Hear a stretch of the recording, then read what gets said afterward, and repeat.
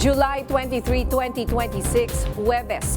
Nakataas po ang signal number 1 sa ilang probinsya sa norte dahil sa bagyong Quiapo. Doble ingat po mga kaarangkada. Kasama niyo pa rin kami sa mga kwento ng bayan at lakas ng masa. Ako si Nina Corpus. Bawat komento, pulso ng bayan, importante yan sa amin. Bawat issue, dadana natin yan. Kaagapay nyo kami sa mga usaping hindi dapat palampasin. Live tayo sa DZMM Radyo Patrol sa Isrenta at lahat ng FMR station sa buong Pilipinas. Gayon din sa Signal TV Channel 31. Ako si Jack Batallones. Ito ang Arangkada Balita. Isang bata sa Lapu-Lapu City na hit and run ng humaharurot na SUV. Dalawang suspect sa pagpatay sa political vlogger na si Mima Alicia, arestado sa Pampanga. House Prosecution Panel, iginiit na ang Senator Judges ang dapat maging neutral matapos ang one-sided remark ni Senator Robin Padilla. Trabaho, accountability at pagbangon mula sa korupsyon, ilan sa mga isyu na inaasahang matalakay sa ikalimang sona ni Pangulong Marcos. Presyo ng langis sa world market, muling tumaas dahil sa tensyon sa gitnang silangan. At signal number 1, itinaas sa ilang lugar sa Northern Luzon dahil sa bagyong Quiapo. Humihingi ng hustisya ang pamilya ng batang nabiktima ng hit and run sa Lapu-Lapu City kagabi. Yan ang umaarangkadang balita ni Clark Pasuit. Sa CCTV footage na ito, kita ang dalawang batang nakaupo sa isang traffic sign sa barangay Basak, Lapu-Lapu City kaninang alas 2 ng madaling araw. Tila naglalaro ang dalawa nang biglang dumating ang isang humaharurot na itim na SUV. Nakailag ang batang nakaharap sa sasakyan, ngunit nasa pole ang batang nakatalikod at nakaladkad. Imbes na tumigil ang nakabanggang sasakyan, dumiridiretso ito ng takbo at tumakas. Agad namang dinala sa ospital ang batang biktima na ngayon nagpapagaling na. Nananawagan naman ang mga kaanak ng biktima na mahanap at makilala ang driver ng sasakyan upang mapanagot sa insidente. Mula sa Cebu, Clark Pasuit ng PRTV News, nagsaserbisyo para sa Pilipino. Inaresto ng mga pulis ang dalawang suspect sa pagpatay sa political vlogger na si Alicia Lipata o mas kilala bilang Mima Alicia. Una nang natukoy ng mga otoridad ang pagkakilanlan ng dalawang suspect noong Martes. Naaresto ang mga ito sa Mabalacat, Pampanga kaninang umaga. Maharap ang dalawang suspect sa kasong murder at violation ng Comprehensive Firearms and Ammunition Regulations Act. Patuloy namang tututukan ng mga pulis ang pagtukoy kung may mastermind ba sa likod ng pagbaril sa political vlogger sa labas ng kanyang bahay noong July 17. Patay ang isang lalaki matapos sumalpok ang sinasakyang truck sa nakaparadang prime mover sa Cebu. Nagbabalik si Clark Pasuit. Patay ang isang lalaki matapos sumalpok ang kanilang sinasakyang truck sa isang nakaparadang prime mover ng Katulik, Argao, Cebu kagabi. Ang na siyang nasa front seat habang sugatan naman ang driver ng truck. Sa inisyal na investigasyon ng otoridad, alkoy mula sa Talisay City ang truck. Pagdating sa pinangyarihan ng insidente, nasalpok nito ang nakaparadang prime mover. Sinasabing hindi napansin ng driver ng truck ang nakaparadang prime mover dahil wala itong nilagay na early warning device at nakapatay din ang hazard lights nito. Ang prime mover na nabangga nakaparking sa naturang highway mula pa umaga dahil nagdidiskarga ng mga construction supplies. Agad namang rumisponde ang Argao DDRMO. Dinala pa sa ospital si Jean, ngunit binawian din ito ng buhay. Nagpapagaling naman sa ospital ang driver na nasugatan din. Dinala naman sa Argao Police Station ng driver ng nakaparadang prime mover para sa mas malalim na investigasyon. Mula sa Cebu, Clark Pasuit ng PRTV News, nagsaserbisyo para sa Pilipino. Muling binaha ang ilang lugar sa Mindanao dahil sa habagat. Makikita sa video na humingi ng tulong ang ilang mga guro at estudyante sa isang IP school sa Sarangani Province kanina. Naabutan na kasi sila ng pagragasan ng tubig baha dahil umapaw na ang ilog sa lugar bunsod ng malakas na pag-ulan. Samantala, hindi naman madaanan ng Sapu-Masla Bridge matapos muling masira dahil sa malawakang pagbaha sa Glan, Sarangani. Nagpatupad ng forced evacuation si Vice Mayor James Yap sa mga lugar na binaha. Habang sa Kidapawan City, nag-emergency landing ang isang helicopter sa Kidapawan Sports Complex dahil din sa masamang panahon. Ang naranasang pag-ulan ngayon sa ilang bahagi ng Mindanao ay dala ng southwest monsoon o habagat. Binuksan ang isang Violence Against Women and Children desk sa Barangay San Miguelay sa Santa Fe, Leyte. Layo nitong magbigay ng agarang tulong sa mga biktima ng pang-aabuso. Yan ang umaarangkadang balita ni Don Chu. Binuksan na ngayong araw ang isang Violence Against Women and Their Children o VAUCI desk sa Barangay San Miguelay, Santa Fe, Leyte. Ito ay proyekto at advokasya ng Mass Communication students ng Leyte Normal University sa naturang lugar bilang adopted barangay na naglalayong magkaroon ng agarang tulong sa mga biktima ng pang-aabuso. SGLG imbibiling ito kada usa nga barangay, so ini maswerte kay ang barangay din na magastos iton kuan gamit iton kanan bawsi tis may dana tagayra dako nga bulig sir. Handa raw anumang oras ang lokal na pamahalaan ng Barangay San Miguelay na tumulong sa kanilang mga residente na makakaranas ng pang-aabuso, lalo na ang mga kabataan at kababaihan. Diri sugadhin ka damo kagrabe din hitod baga mga pasarawayon pinagihin bawsi maprebentaran nga bisan kun baga ti arabot pala ini nga baga mga panhinabo nga diri na unexpected na. Magsisilbi din ang desk bilang isang VAUCI information desk na pwedeng tumugon sa mga katanungan may kinalaman sa VAUCI. Ang naturang proyekto ay pinondohan mula sa charity concert ng naturang universidad. Nagpapasalamat po ako gihapon han mga suporta han LNU ngan iba po nga amon sponsors ngan syempre tanan po nga normalista.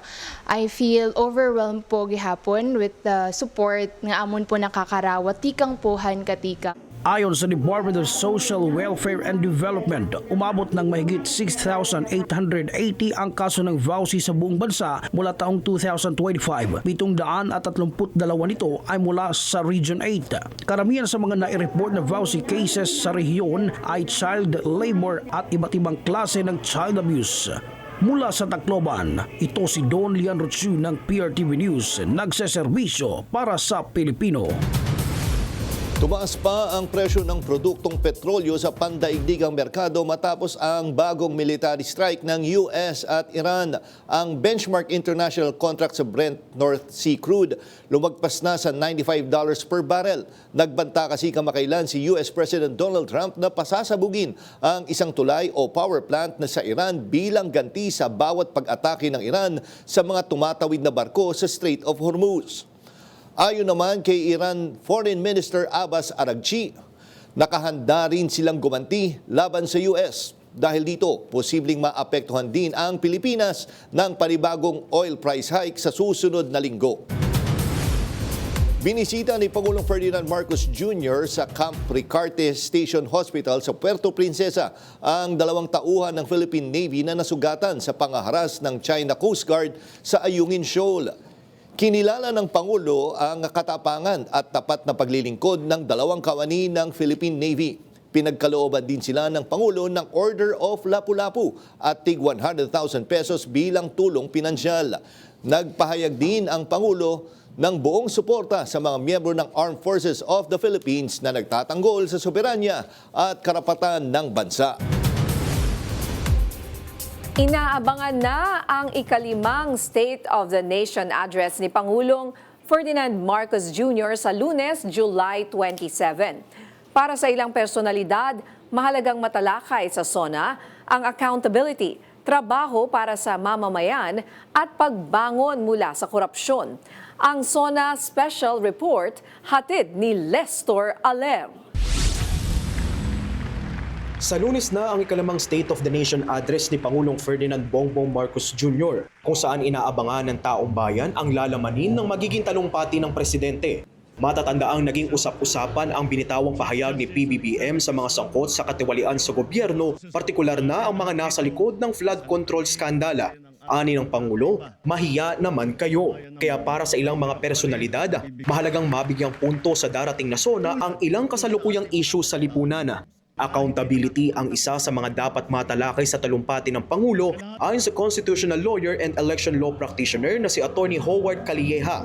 Aniya, ito kasi ang tinitingnan ng taong bayan pagdating sa issue ng flood control, korupsyon at impeachment ni VP Sara Duterte. Kasi tingin ko yan po ang tinitingnan talaga ng tao. Ano ba ang katotohanan sa likod ng flood control? Ano ba ang katotohanan sa likod ng impeachment?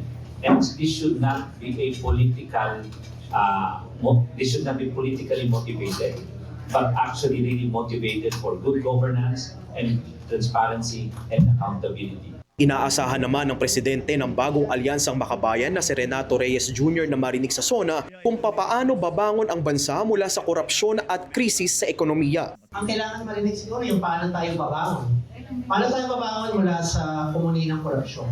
Paano tayo babangon mula sa problema natin sa krisis sa ekonomiya? Samantala, mahalaga naman para kay Prof. Romel Banlawi, chairman ng Philippine Institute for Peace, Violence and Terrorism Research na mapag-usapan pa rin ang sektor ng trabaho.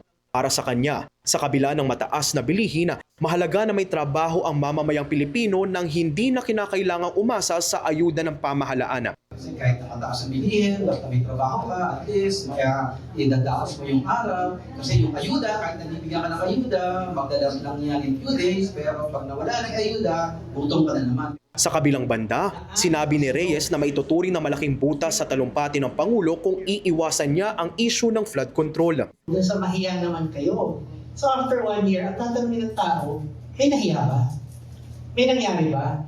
O yung mga dapat bang mahiya, tumigil na ba sila sa pagiging corrupt? Dagdag naman ni Calleja na dapat maisama sa SONA ng Pangulo ang naging resulta ng patuloy na pagsugpo sa flood control mess at kung may opisyal na dapat managot. Dapat ito ay parte ng SONA ni Presidente na pwede niyang sabihin ano na ba ang nangyari. Siguro in addition to Bong Revilla, Jinggoy, etc.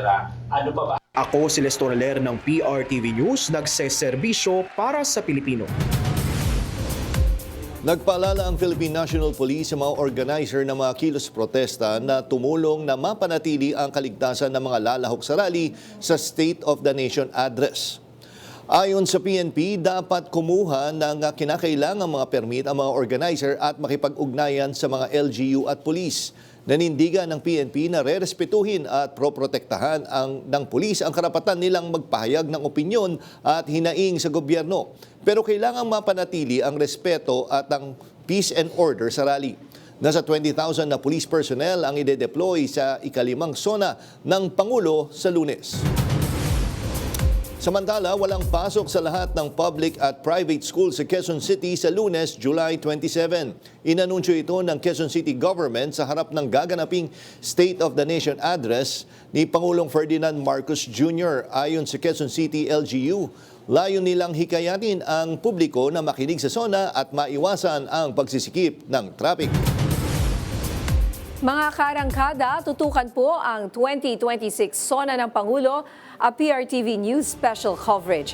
Sa Lunes po yan, 12:30 ng tanghali. Mapapanood yan sa PRTV Channel 31 at sa lahat ng FMR station sa buong Pilipinas at mapapakinggan sa DZMM Radyo Patrol sa East 30.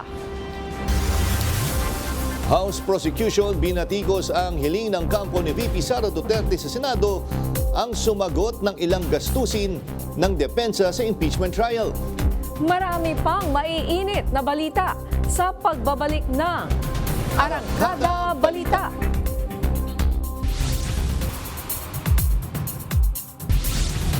Natural lang na maging one-sided ang prosecution o depensa sa isang trial.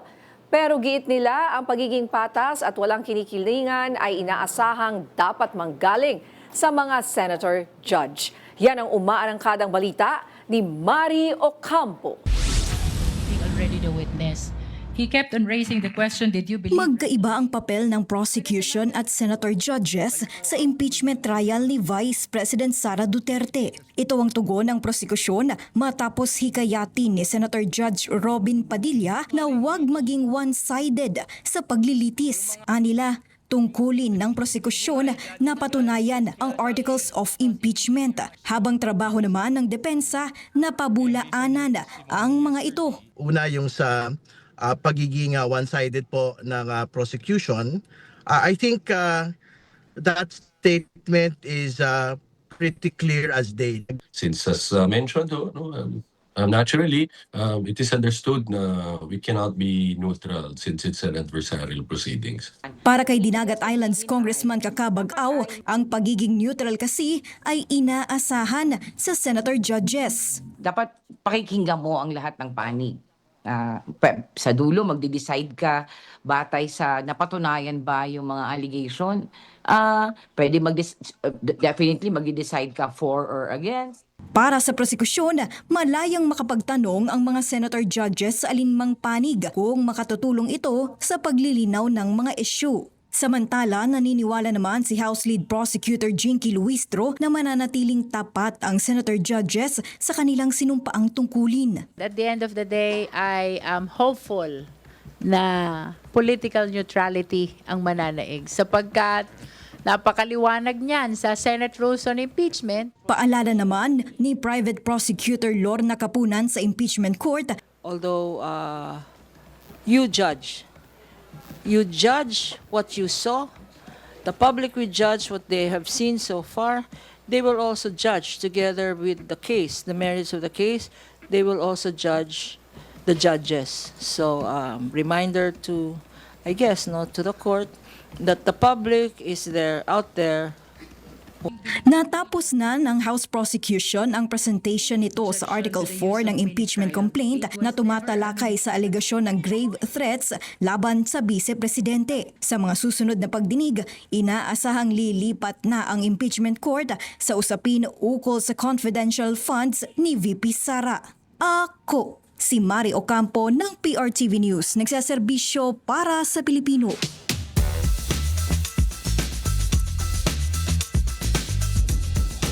Tapos na ang Article 4 o ang betrayal of public trust sa impeachment trial ni VP Sara Duterte. Pag-usapan natin ito kasama ang public interest lawyer na si Attorney Antonio Bucoy. Magandang hapon po, Attorney Bucoy, at welcome back sa Arangkada Balita. Magandang hapon sa iyo, Jack. At salamat sa banyaya. Yes, Attorney, una, tapos na ho itong Article 4. Magmumuna tayo sa ibang articles. Pero ano masasabi niyo ho ba na naging matagumpay ang prosecution na ipakita na nagkaroon nga ng betrayal of public trust? Okay. Balik tanawin natin kung ano nangyari nung siyam na araw na pagdinig at paglilitis. Ano ang natamo ng prosecution? Unang-una ho ay napagtibay nila yung kanilang unang sakdal na betrayal of public trust sa panig ng pangalawang Pangulo. Bakit ko ito nasabi? Malinaw ho, matibay, kapani-paniwala at matagumpay nilang nailahad ang ebidensya upang pagtibayin ito. Sa pamamagitan ng pagpresenta sa kanilang tatlong testigo na si Agent Calilong, Attorney Lotok at si Director Matibag. Lalo't higit po, yun ang pagtatanong sa cross-examination, hindi lang ho nasalaylayan ng issue ang kanilang tinutukoy. Sa halip ay lalo pong pinagtibay pa yung testimonya ng tatlo.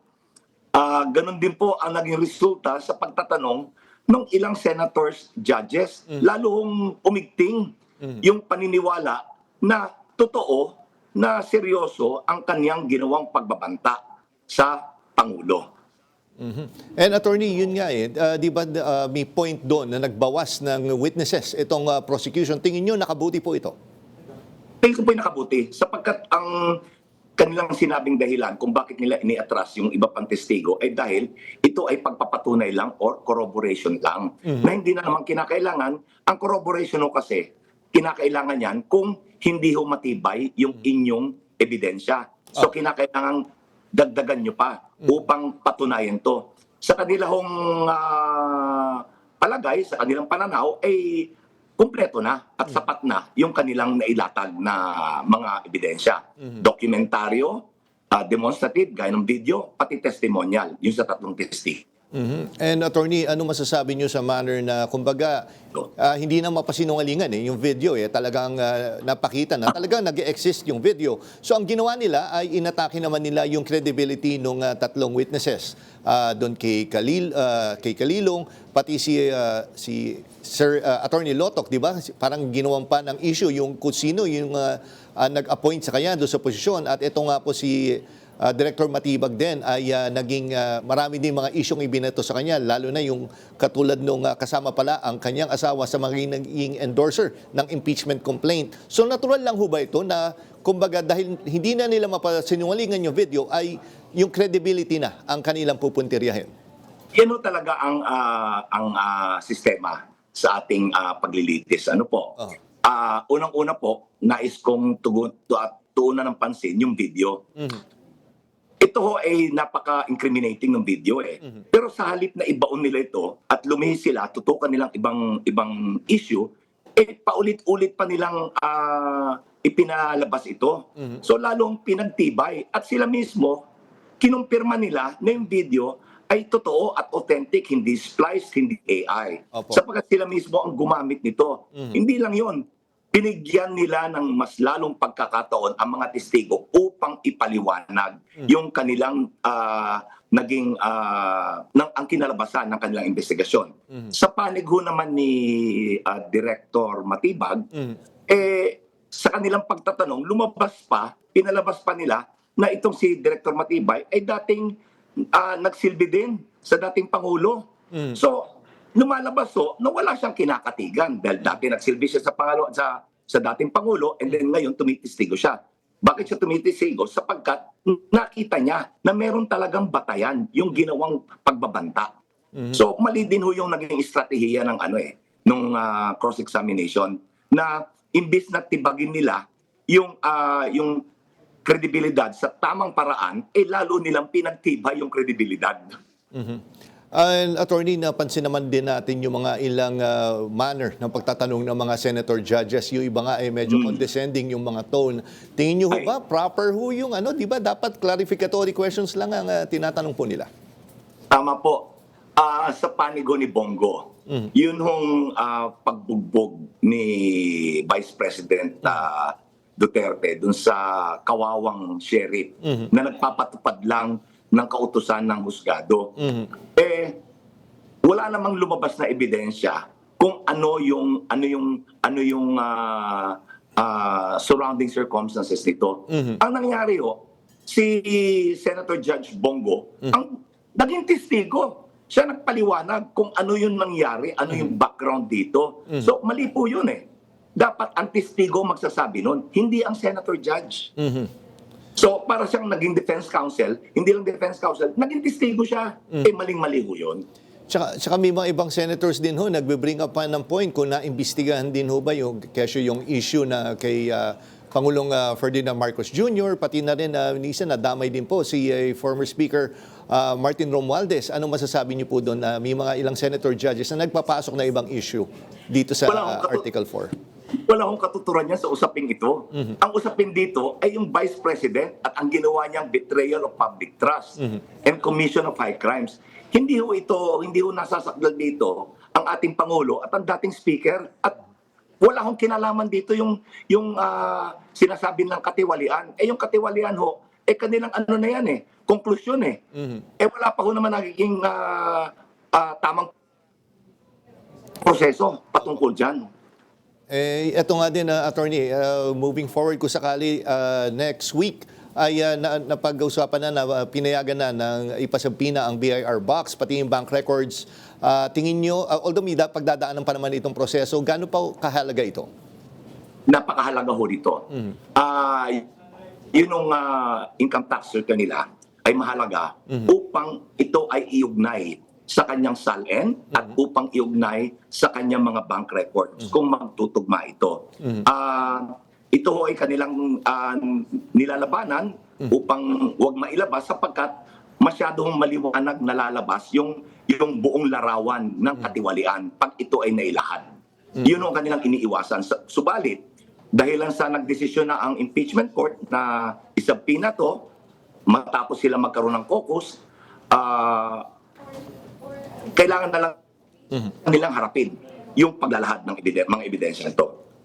And Attorney, may iba lang tayo total kanina. Nabanggit na nga natin si former Speaker Martin Romualdez. At ito nga, sinasabi nga na recently sa isang news item na pinag-aral nga ng Office of the Ombudsman, nakasuhan nga ang ating former Speaker, kaugnay nga doon sa flood control. Pero kung ang aligasyon nga ay personal na sangkot si Speaker doon sa anomalya, ano nga ba yung sinasabi ng mga records? Or mayroon bang natatandaan kayo, Attorney, na opisyal ng DPWH o contractor na direktong nagturo sa kanya? Wala ho eh. Ang kanilang minumungkahi na magtestigo ay yung si dating kalihim na Bonoan na lumalabas, siya yung may sala dito eh. Hindi siya papasok doon sa isang rekisito na hindi siya dapat tila ang may pinakamalaking sala. Ang lumalabas siya yung may pinakamalaking sala at tumanggap siya dito. Yun namang maleta, boys, datihan ng tinuligsayan mismo at pinabulaanan niyan mismo ni Ombudsman Remulla, pati ho ng Blue Ribbon Committee, pati na ng NBI. Pero ang mas mahalaga ho dito ay yung usapin na kung dapat ba talaga siyang ituring na nasa sentro ng anomalya. Sa ganang akin ho, at ayon sa aking mga nabasa, at ayon sa kawalan ng ebidensya hanggang ngayon, makalipas ang mahigit 1 taon, meron hong 3 maigting at mahalagang dahilan kung bakit ito ay nasa ganitong sitwasyon. Bakit siya hindi maituturing na nasa sentro? Unang-una ho, yun yung structural ng pagbabalangkas na inilatag ng konstitusyon sa pagbabalangkas ng budget ay hinati-hati ho ito ng konstitusyon sa 3 magkakaibang sangay ng pamahalaan. Sa ehekutibo na nagdisenyo ng budget, then sa Kamara na nag-deliberate, nagkaroon ng debate ng patungkol sa budget, dumaan ito sa small committee, nagkaroon ng kanilang panukala na ibinato sa Senado na nagkaroon din ng kanilang counterpart na panukala. Dumaan sa technical working group, bumalik sa plenaryo, pinagdebatihan muli at ipinasa. Ang tawag ko sa prosesong ito ay yung macro-governmental process o pangkabuuang proseso ng pamamahala. Ang macro-governmental proseso, ibig sabihin ito, hinahati-hati ho ng konstitusyon yung proseso sa pagbalangkas ng budget. At dahil dito, hindi ho maaaring ituring o akusahan yung dating speaker na may functional control o control sa tungkulin ng lehislatura. Bakit to? Kasi nga ho, hinati-hati ng ating saligang batas yung proseso eh. Sa ehekutibo, sa kongreso, at sa mataas na kapulungan. Na nagdadala sa akin sa pangalawang dahilan kung bakit to hindi siya maituturing na nasa sentro. Wala siyang functional control na aking nabanggit. Wala siyang kapangyarihan na magdikta kung anong dapat nasa budget. Yan ho ay nasa kapangyarihan ng plenaryo.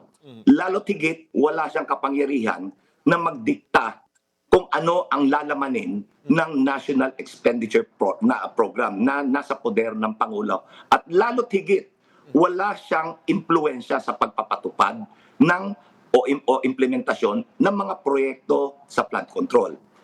Pangatlo ho, na pinakamahalaga din na dahilan, ayon ho kay ang pagbalangkas ng budget ay ayon sa plenaryong kapangyarihan ng Kongreso na maglaan ng appropriation.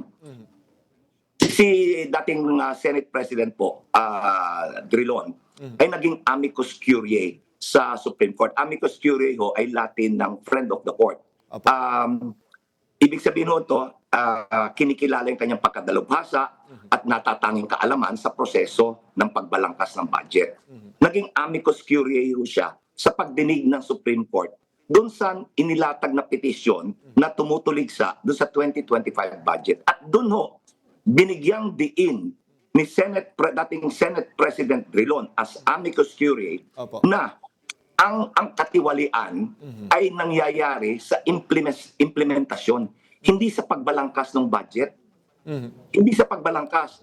At sinabi rin niya, ang maling paggamit ng pondo ay hindi nagpapawalang bisa sa plenaryong kapangyarihan ng Kongreso sa appropriation. Kaya ho, ang tingin niya, ang pang-abuso at katiwalian ay nangyayari sa implementasyon na walang kinalaman ang dating House Speaker. Okay, and yun nga, attorney, di ba, nagsanga-sanga na po yung may inakusahan pa nga siya na balak umalis, although dinenay na ito ng kampo ng former Speaker. Pero maiksi na lang po siguro, bakit po kaya pilit na iniuugnay yung, bukod sa mahaba na paliwanag ginawa, pero bakit kaya pinipilit na may ugnay ang dating Speaker dito sa anomalyang ito?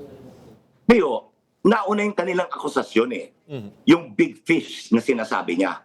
Isang taon na niyang sinasabi na may big fish na masasakdal. At tinukoy na niya si dating Speaker Romualdez. Yung kanyang pagtukoy wala pang katibayan. Ang proseso ng pagsasakdal, dapat mauna yung ebidensya, titimbangin mo ito, tsaka kagagawa ng akusasyon. Dito, nabaligtad. Nauna yung akusasyon, wala pang ebidensya, siya po ngayon ay under pressure na panindigan at patunayan ito.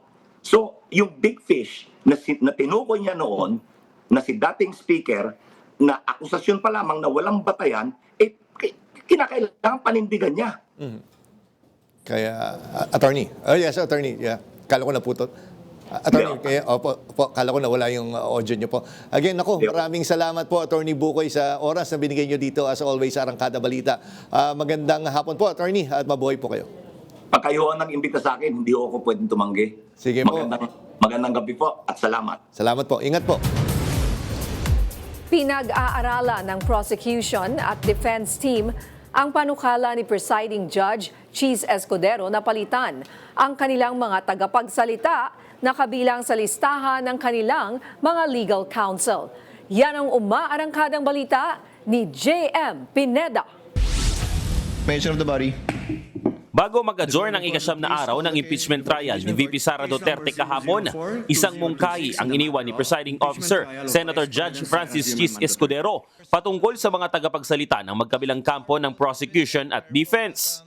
As the trial goes on, it might take its toll with respect to the spokespersons and counsels, at the same time being able to distinguish between the merits of the case and purely procedural observations and or facts. So you might want to consider, in order to give a freer hand, nominating a spokesperson that's purely a spokesperson that is not limited by the rules of the impeachment court with respect to what he or she can say. Sa ngayon, si Attorney Michael Powa ang tumatayong spokesperson para sa defense, habang si Attorney Benjamin Tolosa Jr. naman ang sa prosecution.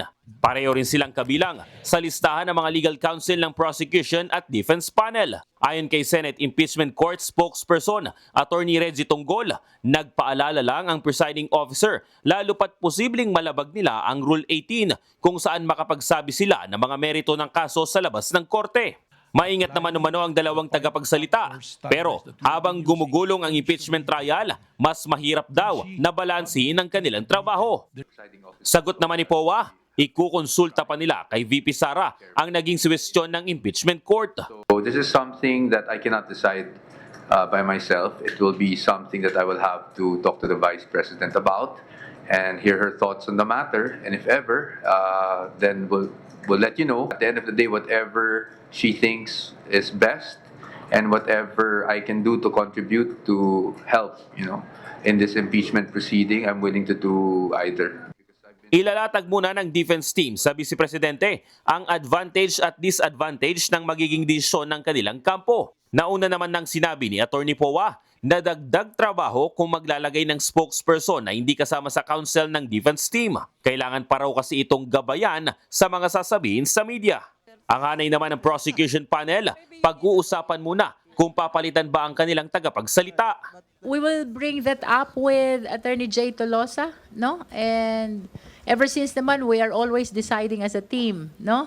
So we will be consulting each other as to the best action to take. We said all decisions of the prosecution, whether it be public or private, is always consultative, collegial.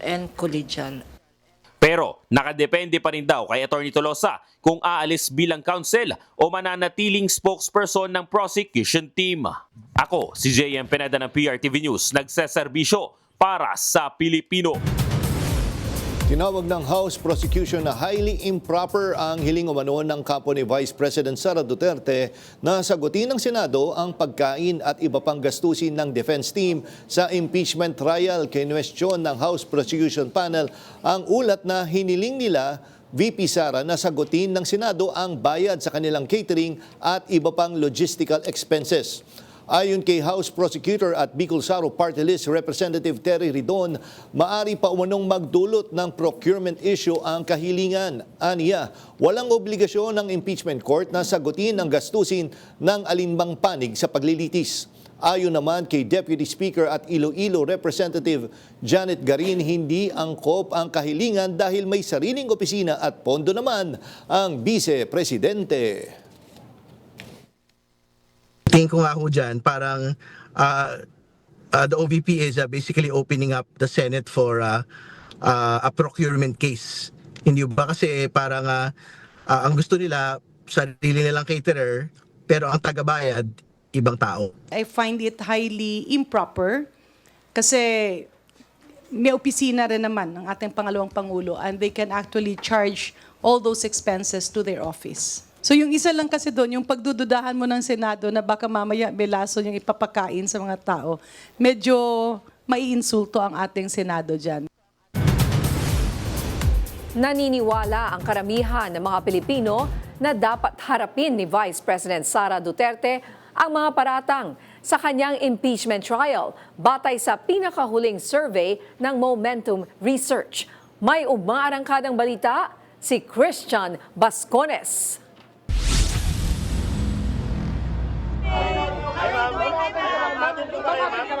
Personal na sumagot at humarap sa mga alegasyon sa pagpapatuloy ng impeachment trial. Yan ang pinaniniwalaan ng karamihan ng mga Pilipino na dapat gawin ng nasasakdal na si Vice President Sara Duterte. Resulta ito ng nationwide survey na isinagawa ng Momentum Research mula July 13 hanggang 16 ngayong taon. Sa tala, lumalabas na higit 44% ng mga na-survey ay sinasabing lubos na mahalaga ang pagharap ng Vice Presidente sa impeachment court. Dagdag dito ang 39% na nagsasabing mahalaga ito at higit 10% ang nagsabing hindi na ito mahalaga. Ayon sa founder at CEO ng Momentum Research na si Professor Clive Arguelles, marahil nakakapagtimpi pa rin ang taong bayan pero may hangganan nito. Paano kung 2 buwan na yung paglilitis, ni pagtanggi o pagdeklara na siya ay guilty? Wala eh. We haven't heard from the Vice President so far. And I think darating yung point na magiging baka unacceptable na yun sa ating mga kababayan. Sa pagtalakay ng Article 4 na naglalaban ng pagbabanta sa buhay ni Pangulong Bongbong Marcos at kanyang pamilya, sinabi ni Arguelles na hindi na dapat pagdebatihan kung totoo ba ang mga banta ng Vice Presidente. Wala nang duda sa ating mga kababayan na ito ay hindi katanggap-tanggap. Tingin ko wala na din duda doon sa kahit sa depensa, hindi naman nila itinatanggi na nagkaroon ng grave threats. Isang next generation public research firm ang Momentum Research na itinatag ng mga akademiko. Ayon kay Arguelles, mahalagang magkaroon ng isang non-partisan research para lumabas ang tunay na pulso ng bayan. Our result speaks for itself, na makita nila kahit yung iba doon ay not necessarily it's the same opinion as mine, nilalabas po namin yon, pinapublish natin na itong opinion ng ating mga kababayan. Ako si Christian Bascones ng PRTV News, nagseserbisyo para sa Pilipino. Maring kasuhan ng grave threat at inciting to sedition ng National Bureau of Investigation si Davao City Mayor Sebastian Baste Duterte. Nauna nang sinabi ni NBI Director Melvin Matibag na isinama na sa investigasyon ng Special Task Force ang pahayag ni Mayor Duterte noong Mayo na isang ulo lang ang gusto namin, ang ulo ni Bongbong Marcos. Sabi ni Matibag, naging trigger point sa pagbuo ng Special Task Force ang mga pahayag ni Mayor Duterte. Pinag-aaralan din aniya ng NBI kung may sabwatan sa banta laban sa Pangulo. Samantala, dumoble sa digital growth ang inilabas ng Pag-ibig Fund Housing Loan sa unang kalahati ng taon. Ayon sa datos ng Pag-ibig, higit na dumoble ang socialized housing financing sa ilalim ng flagship expanded pambansang pabahay para sa Pilipino o 4PH program ni Pangulong Ferdinand Marcos Jr. Sinabi rin ng Department of Human Settlements at Urban Development na ang magandang resulta na ito ay sumasalamin sa pagsisikap ng gobyerno na gawing mas abot kaya ang pagkakaroon ng bahay, partikular sa minimum wage at low-income Filipinos.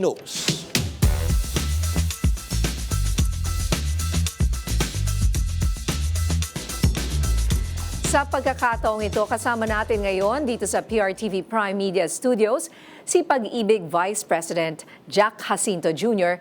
para himayin ang magandang balitang yan. Magandang gabi po, Sir Jack, and welcome sa Arangkada Balita. Magandang gabi po, Ma'am Nina, at magandang gabi po sa lahat ng nanonood po sa atin. Ayan, nakikiisa po ako sa kulay ng pag-ibig, di ba? So, Sir Jack, ano-ano ang key factors na nagtulak dito nga sa report na double-digit ang growth ng home loan releases ng Pag-ibig Fund ngayong unang kalahati ng taon? So, ibig sabihin nito ay dumami pa ang nakapag-home loan. Tama po. Una po sa lahat ay lubos po kaming natutuwa sapagkat lalo pong dumami sa ating mga kababayan ang nagkaroon po ng sarili nilang tahanan sa tulong po ng Pag-ibig Housing Loan. In fact ho, more than 43,000 unang 6 na buwan pa lamang po ng ating taon. At ito po'y patunay na natutugunan po natin ang direktiba po ng ating Pangulong Marcos na gawing abot kaya ang pagkakaroon ng sariling bahay ng ating mga kapwa Pilipino. At dalawang bagay po yung aming nakikita rito.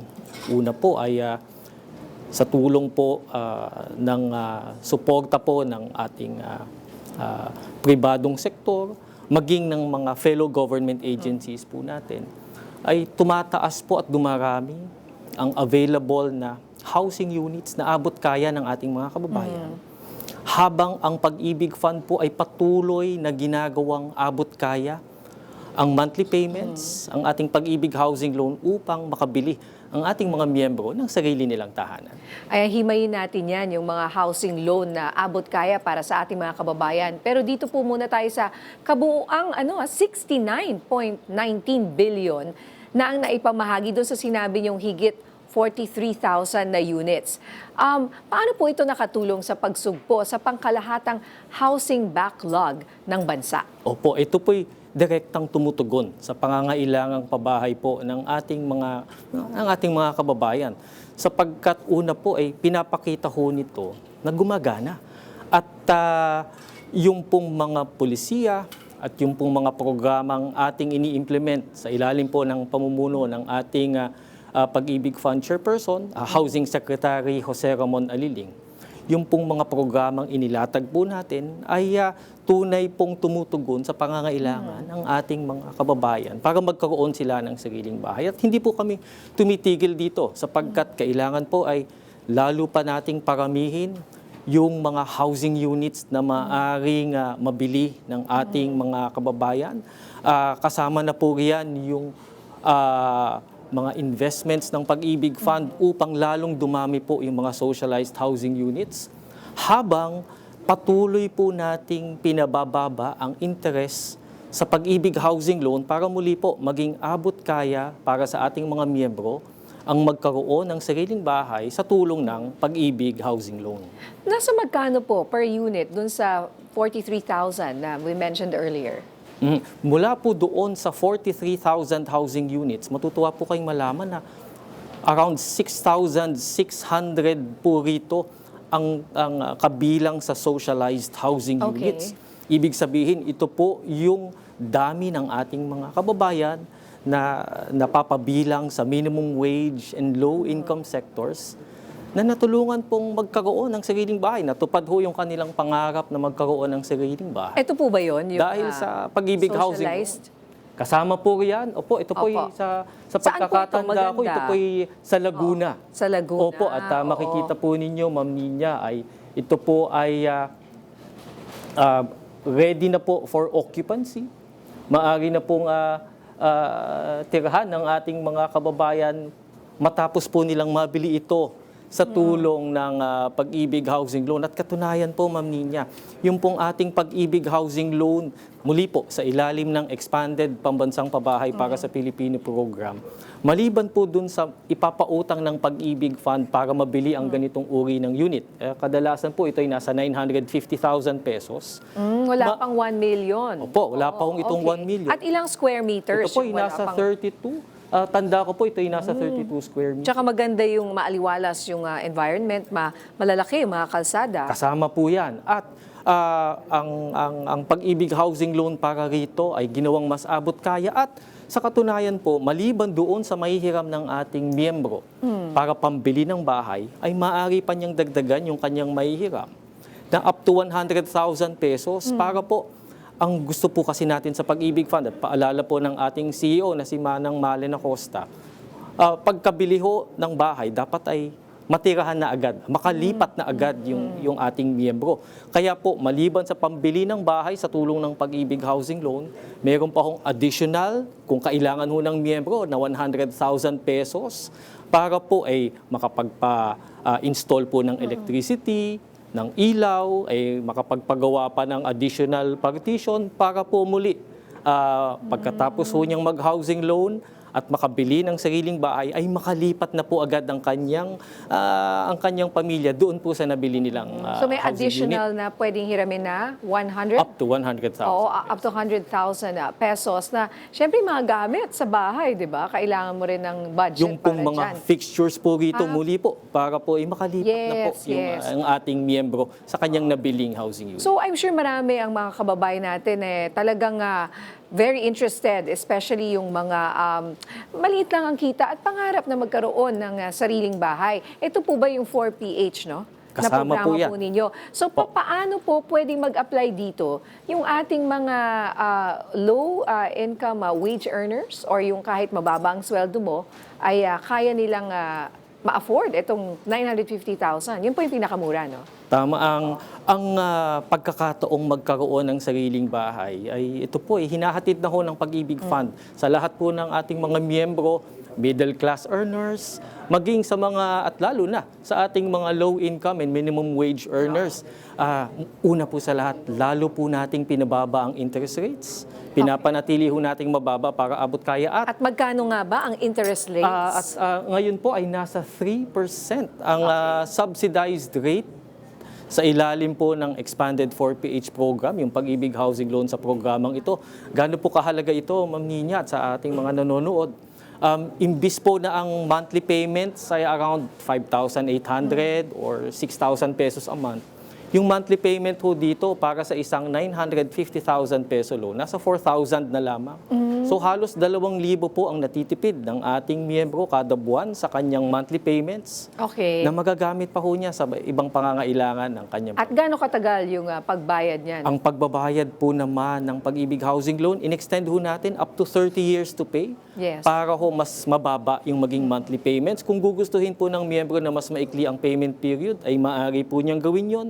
Ngunit up to 30 years po ito para ho lalong mas mababa yung monthly payment at mas magaan po sa ating miyembro. At saka balita ko nga, up to 10 million na. Dati kasi 6 million. Ang pagkakaalam natin, up to 10 million na rin ang pwedeng i-loan. Tama po, ng Ma'am isang Nya. individual, Lalo ho nating pinalawak yung sakop ng Pag-ibig Housing Loan. Ngayon po ay up to 10 million pesos na yung maaaring mahiram ng ating mga miyembro. Ito naman po ay para tugunan yung pangangailangan po ng middle class, upper middle class earners ho natin na miyembro din ng Pag-ibig Fund. At para po sila rin po ay mapakinabangang lalo yung ating programa sa ilalim ng Pag-ibig Housing Loan. Same interest rates. Ang maganda ho riyan, Ma'am Nina, may promo rates pa ho tayo.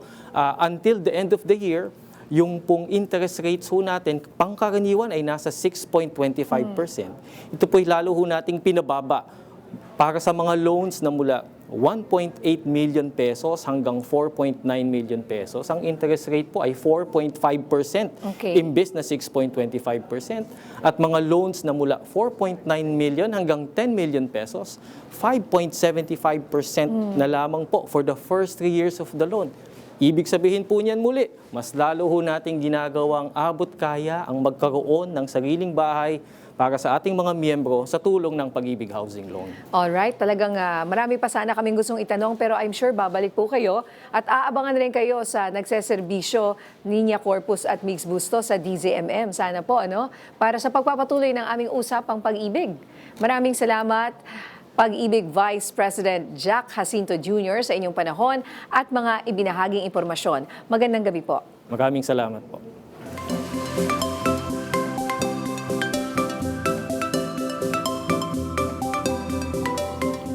Nakatas na ang signal number 1 sa ilang bahagi ng bansa habang bumibilis ang takbo ng Bagyong Quiapo pahilagang kanluran sa Philippine Sea sa silangan ng Cagayan ayon sa Pag-asa. Huling namataan ang Tropical Depression Quiapo sa layong 640 km silangan ng Tuguegarao City, Cagayan. Taglay nito ang lakas ng hangin na 45 km per hour malapit sa sentro at bugsong hanggang 55 km per hour. Asahan ng malakas na hangin sa mga lugar na nasa signal number 1 gaya ng Batanes, Cagayan, kabilang ang Babuyan Islands, Isabela, Apayao, Abra, Kalinga, Mountain Province, Ifugao, Ilocos Norte, Ilocos Sur, northern portion ng Aurora, northern portion ng Quirino, northern portion ng Nueva Vizcaya at northern portion ng Benguet.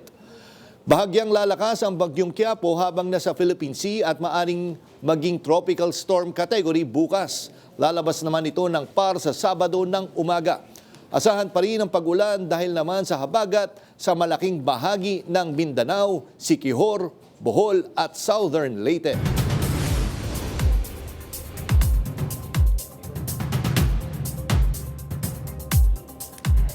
Good news para sa mga trainee ng Air Traffic Control. Maaari na silang makapag-ensayo sa real-life scenario ng Air Traffic Control matapos na ilunsad ng Civil Aviation Authority of the Philippines ang 3 nitong simulators.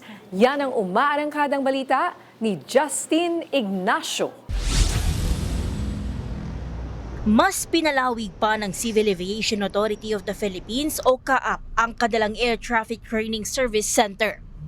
Inilunsad na kasi nila ang 3 air traffic simulator, ang aerodrome, en route at approach simulator.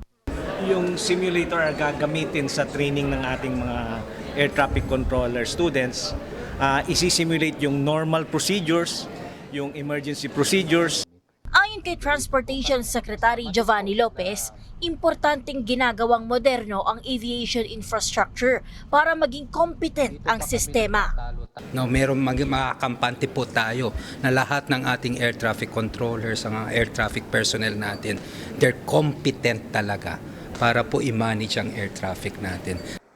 Kabilang din ito sa pagtugon ng Transportation Department sa utos ni Pangulong Ferdinand Marcos Jr. na tiyaking ligtas ang pagbabiyahe ng mga pasahero.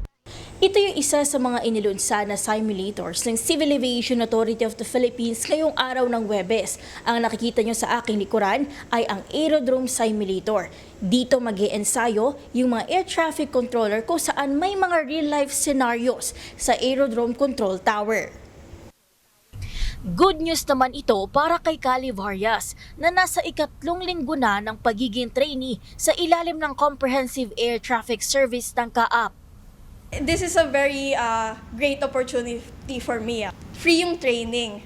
So parang pag free yung training kasi most commonly you're not gonna expect much eh.